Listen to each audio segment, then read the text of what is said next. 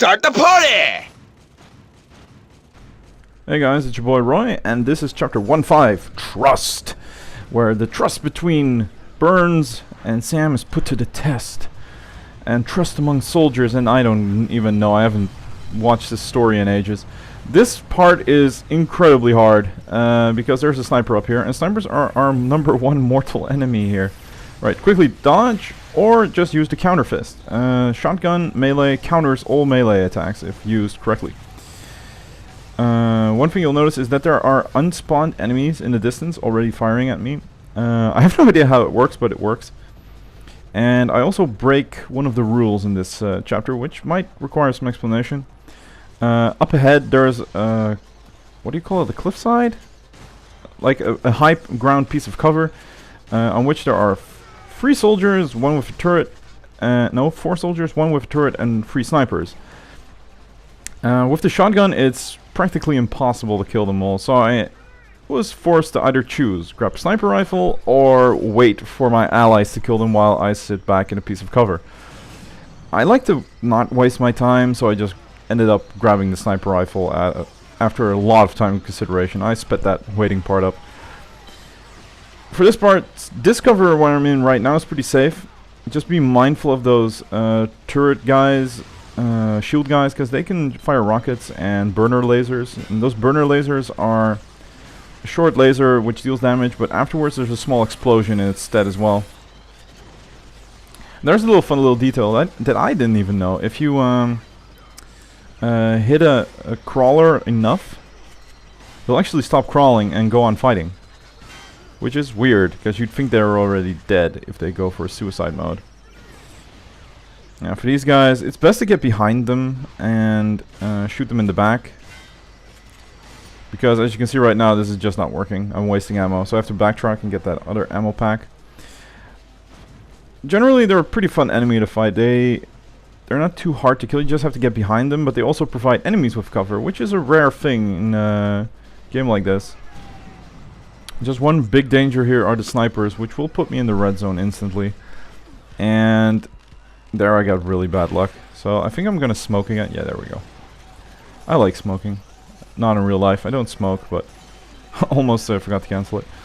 Yeah, but I'm still having a lot of fun playing this game on this difficulty setting. It's just a bit of shame there's not a lot to say about it except shoot everything until it's dead with the shotgun. So I'm probably gonna talk about other stuff. I bought Black Ops 2. Yeah, I did that. And it's a pretty fun game actually. I might actually do a run on it sometime in the future. Its AI is still broken as hell. Like in this game you notice that enemies, they also fire at other guys. Like in Call of Duty, they are sexually obsessed with you. It is downright scary. You have guys that have shotguns and they just run around a corner and they haul ass just to kill you, and then they just stand there and get decimated by your allies, and you're like, you wasted your life to kill me. Like it's hard to predict how you have to fight against these guys, and this is a really risky tactic. But yeah, that game has it has a nice story. It's got multiple endings, which is weird for a game of that genre. And just overall some fun set pieces, cool weapons, futuristic aspects. Yeah, I highly recommend it to those who like shooters, especially first-person shooters. Third-person shooters, there's a lot of other recommendations. The #1, of course, being Vanquish. And another third-person shooter I really liked was Max Payne 3. Yeah, and here I speed it up because I'm just waiting, like thinking, alright, they're gonna kill them, aren't they? Oh my god, this is taking so long. Oh god. Now I'm really out of ammo. Isn't there anything I can do? Come on. Really? Nothing? Please? Anything? Okay, maybe some grenades? Sniper rifle. No? Okay. I go back and I look at their health bars and I'm like, god damn, they took off like 10% of one of these guys. Screw it, grabbing the sniper rifle. Screw you guys. Goodbye, dead meat. Sniper rifle's really good in this game, and there's actually 2 versions. The silent sniper rifle you can keep as long as you don't die after you grab it after the monorail. After that it'll reset back to the normal version. But the silent sniper rifle I think deals a bit less damage. It's a really fun detail they put in, but I don't know why they did it.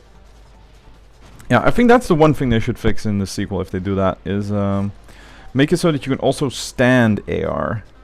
Because sometimes your line of sight will get screwed up badly, and you'll have like no real way of attacking enemy with AR mode. This is a really fun engagement as well. Lots of Gorgies, lots of Romanov, I think. Yeah, no, Romanov's coming in the second one. And you're not even supposed to kill them all, you're just supposed to survive and kill as many as you can to get points. Because yeah, this game has a scoring system. I'm in a negative zone right now because I died so many times. Getting a positive score in God Hard is pretty hard. Right now I think I'm in 70th place with a legit score, and that is without checkpoint, without restart abuse. To quickly explain, restart abuse is what you do is when you die, instead of continue, you go restart checkpoint. And what that does, not restart checkpoint, go back to title screen, and then you press continue. What this does, it voids your death, meaning you can pretty much beat the entire game without dying on God Hard. And nearly the top, easily, oh, I think I overheat. Yeah, that's really rare for me. I think I pop an EMP right here. Yeah, smart move. But yeah, that means like, I think the entire top 70, top 50 is just people abusing that, and I get it, because that way you don't get the infinite ammo, because if you die and respawn you get max ammo again. So there's a trade-off, but it's not, it's still a bit sad that the score differential gets really big. I'm probably gonna get I might get a positive score. I'm sort of confident I will.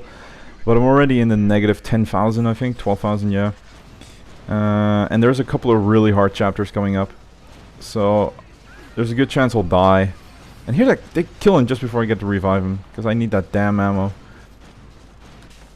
And over here I'm just looking for ammo crates, but there's one just beyond this bridge, which I can't reach anymore. But yeah, that's an exploit in the game.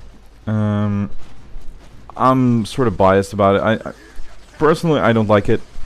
Here I'm changing up the sniper rifle to the top position because I always go down to right. I always switch to my right weapon when reload cancelling. And it's really annoying to see the zoom in of the sniper rifle every time I do that. So I had to change this up. No shotgun. I think the next one gives a shotgun. Yeah, I think it's that one. No, hand grenades. Just as nice. For the rest, yeah, let's talk about other stuff. Yeah, still, another game I bought on a whim was Largo Winch. And that game probably means nothing to any of you. It was an Xbox, PlayStation 2, and GameCube game. And it's like the Heavy Rain of that time. Like, well, it's not really Heavy Rain because there's not a lot of choices to be made. It's sort of a point-and-click game, but fully controlled. It's hard to explain, but it's really fun. It's really peaceful to play. The puzzles are stupid. Like, there's slider puzzles, and you know those things are stupid. So I downloaded a guide to beat those slider puzzles, because I freaking hate slider puzzles. Resident Evil 4 had a slider puzzle, and that game can go to hell just because of that. No, it's not. It doesn't get to go to hell because it's a great game. Not your turd bitch. Yeah, over here, kill the guys up top and shoot things. Yay. Other than that, Largo Winch is a pretty fun game. It's got stellarly bad voice acting, which I think was a trend back in the day, because you have to remember, voice acting wasn't really prevalent. There were a few games like Tales of Symphonia that did it right, but then there were also the games like Button Kaitos and, well, in this case, Largo Winch, which I don't think the actors, because they have pretty cool voices, and they articulate well, they just didn't know what situation the character was in while they were reading the script. So you have this really tense situation. They'll be like, so what are we gonna do next, instead of what are we gonna do next, we gotta hurry, stuff like that. No, it's really calm and collected while they're like surrounded by bad guys, or like this guy is saying really cheerfully like, these guys won't leave me alone, while he's getting beat up by like Russian mobsters. They really got to give these actors some context here, but it's still a really fun game. I bought it for $2. so can't complain. I also bought Ninja Gaiden for the DS, Ninja Gaiden Dragon Sword. Really fun game. You only have one weapon, obviously, but it uses the touch controls really well, as the entire game is controlled by touch controls. And I thought that would suck, but it works really well, so it took me by surprise. It is a bit of a cheap game though, as nearly all the areas are reused from Ninja Gaiden Black. As are the enemies, they're all reskins. This enemy, really easy, EMP stun him, get 2 shotguns in, melee, and then EMP another one, and then shoot him. If you're really desperate for some reason, you can also destroy the 2 turrets in his back, because he has turrets back there. If you kill those, you're completely safe if you stand behind him. And here I fuck up. And then a kill. And then it's chapter over. How much deaths do I have? I think I'm like at the 36 mark. Yeah, 36 deaths total. Negative 17,000. 8 deaths in this chapter. Not too bad, but it's not going too well. Hey, do your job!